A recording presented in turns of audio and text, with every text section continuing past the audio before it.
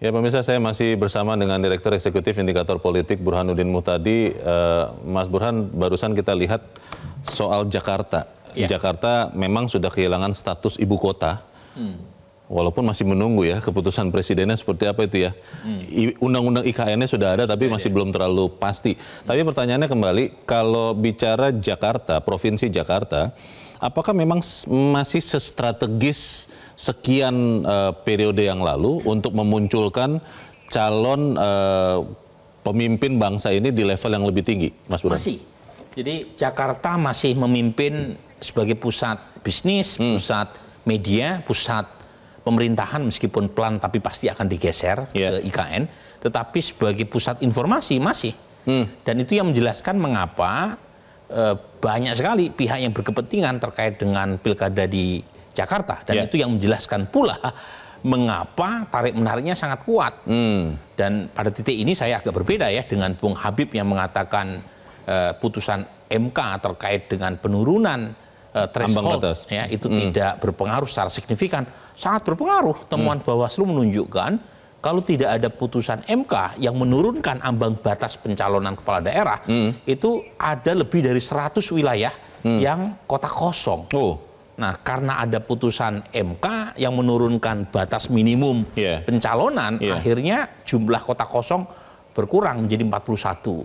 Dan Jakarta, itu kalau tidak ada putusan MK, paling banyak 2 paslon, yaitu R.K. Suswono melawan pasangan independen itu, Dharma Pongrekun. Nah, PD Perjuangan bisa mencalonkan Pramono karena menggunakan putusan MK itu. Putusan MK. Jadi lagi-lagi menjadi sangat strategis ya putusan MK.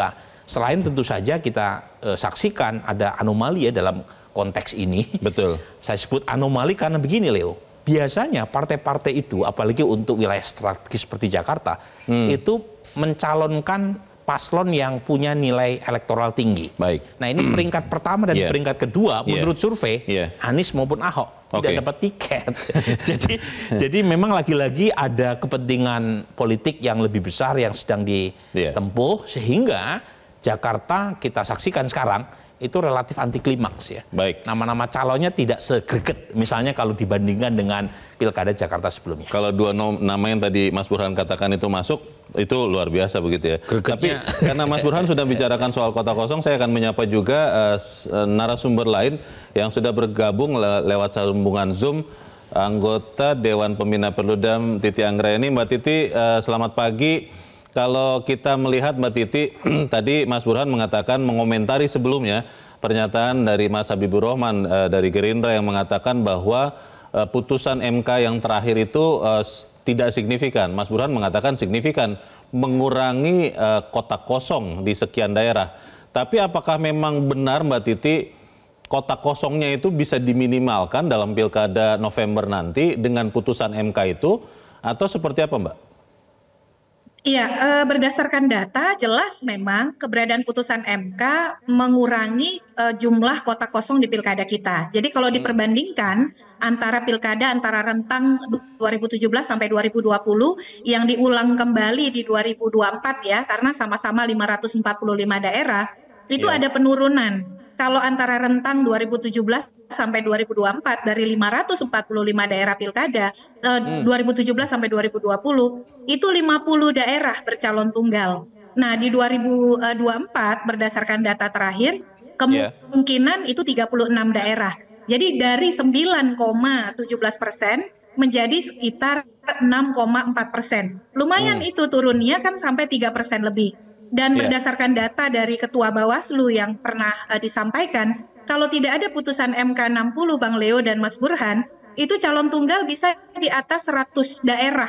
Itu keterangan dari Bawaslu. Sebagai contoh saja misalnya terdekat itu di kota tempat saya tinggal, Tangerang Selatan, itu kan 16 partai versus 1 partai pengusung ya untuk pilkada kota Tangsel.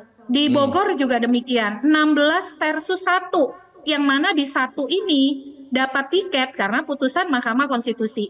Dia memang sudah berpengaruh walaupun belum sepenuhnya optimal. Karena kenapa? Ketika putusan MK keluar, beberapa konfigurasi pencalonan sudah terbit, Sudah ada ya? dan adanya replikasi koalisi Indonesia Maju itu juga berdampak pada kesepakatan di antara partai-partai untuk mengatur pola pencalonan sebagai bagian dari koalisi. Jadi dampaknya sangat signifikan meskipun tidak seoptimal yang kita harapkan, karena di beberapa daerah kadung tercipta konfigurasi pencalonan. Mbak Titi, terkait dengan ambang batas, kan kita tahu ya bahwa yang namanya ambang batas ada batas bawah, ada batas atas. Beberapa pihak mengatakan sebetulnya kalau mau optimal, yang diatur itu jangan hanya batas bawah, tapi batas atasnya juga dibatasi, mungkin sekitar berapa, 40%, 50%. Anda setuju tidak Mbak Titi, kalau jumlah koalisi partai itu dalam pilkada untuk yang berikutnya memang dibatasi? Kalau saya moderat saja ya soal usulan itu. Beberapa negara memang punya pola dimaksud untuk mencegah kelompok mayoritas, misalnya di Meksiko, tapi itu untuk pemilu DPR soal perebutan kursi yang threshold atasnya itu 40%. Meskipun ada kondisi-kondisi pengecualian. Bagi saya yang harus kita pastikan itu adalah Bang Leo, dibuka kerannya secara inklusif. Jadi bagaimana pemberlakuan threshold bawah ini, threshold minimal untuk pencalonan, itu diberlakukan konsisten sampai 2029, ditambah calon perseorangan dipermudah. Jadi kalau sekarang syarat perseorangan itu kenapa kita sulit dapat alternatif, ya karena persyaratan perseorangannya dibuat susah, antara 6,5 sampai 10%. Nah, ambang batas atas itu tidak akan bermakna kalau misalnya partai juga dibolehkan untuk tidak mengusung. Jadi kalaupun ada ambang batas atas tapi partai tidak mau mengusung, kan juga akhirnya tidak bisa dipaksa. Mereka akan menggunakan trik yang lain. Jadi saya lebih condong mempermudah dan membuat akses pencalonan yang lebih inklusif begitu. Jadi alamiah saja gitu Bang Leo. Masalahnya alamiah itu kalau di Republik kita kelihatannya Mas Burhan dan Mbak Titi mungkin harus dalam tanda petik dibantu juga. Tapi kita harus jeda dahulu dan pemirsa tetap bersama kami. Breaking News Metro TV kami lanjutkan selepas jeda berikut ini. Jelajahi cara baru mendapatkan informasi. Download Metro TV Extend sekarang.